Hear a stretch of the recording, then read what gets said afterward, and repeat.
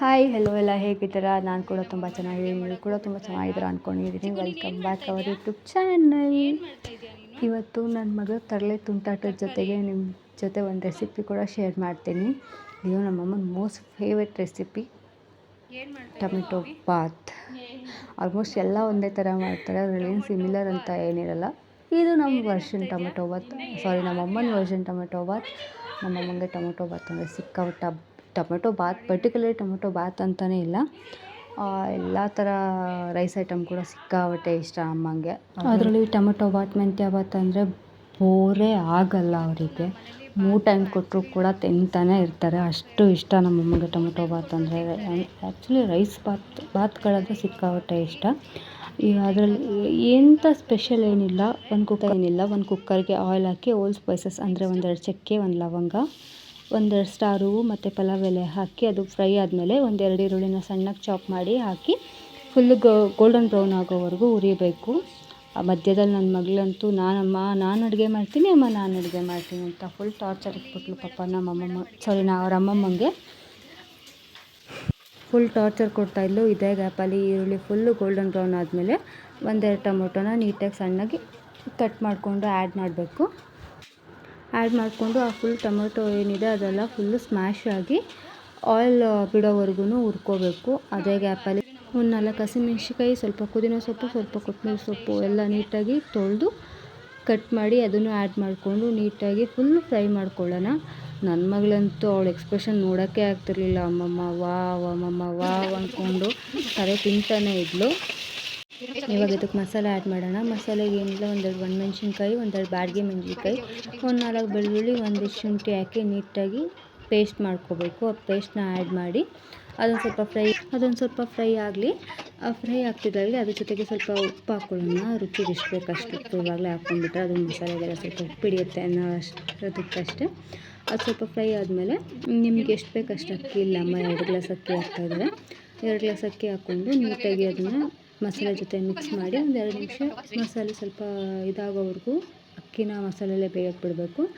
ಅದಾದಮೇಲೆ ಸ್ವಲ್ಪ ತುಪ್ಪ ಹಾಕಿ ಮಿಕ್ಸ್ ಮಾಡಿಕೊಂಡು 1:2 ಅಂತಂದರೆ 1 ಗ್ಲಾಸ್ ಅಕ್ಕಿಗೆ 2 ಗ್ಲಾಸ್ ನೀರು ಥರ ಹಾಕಿ, 1 ಗ್ಲಾಸ್ ಅಕ್ಕಿಗೆ 2 ಗ್ಲಾಸ್ ನೀರು ಥರ ಹಾಕಿ ಅದು 1-2 ಕುದಿ ಬಂದಮೇಲೆ ಕುಕ್ಕರ್ ಕ್ಯಾಪ್ ಹಾಕಿ 1-2 ವಿಷಿಲ್ ಕೂಗಿಸ್ಕೊಂಬಿಟ್ರೆ ಸೂಪರಾಗಿರೋ ಟೊಮೆಟೊ ಬಾತ್ ರೆಡಿಯಾಗಿ ಹೋಗುತ್ತೆ.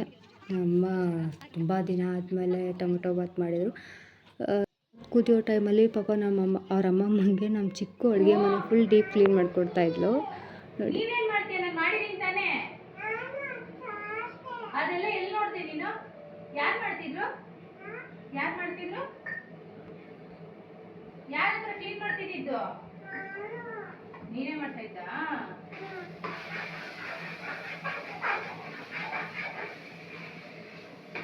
ಈ ಕಡೆ ಸ್ಟವ್ ಹತ್ರ ಬರ್ಬಾರ್ದು, ಓಕೆನಾ? ಓಕೆ.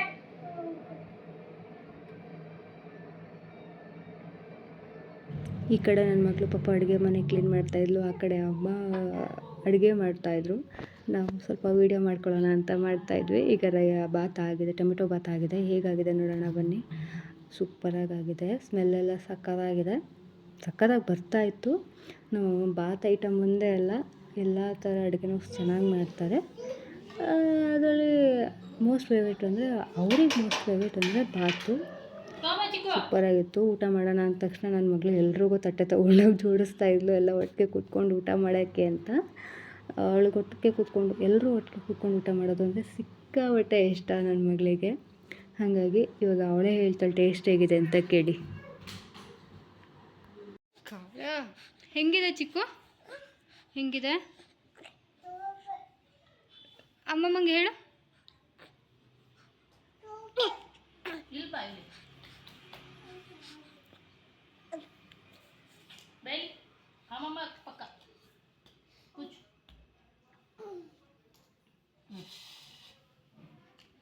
ಹೆಂಗಿದೆ ಚಿಕ್ಕು ಊಟ ಅಮ್ಮಮ್ಮ ಮಾಡಿರೋದು?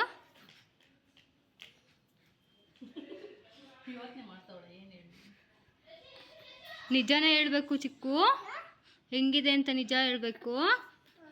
ಹೆಂಗಿದೆ? ಹೇಗಿದೆ ಚಿಕ್ಕು?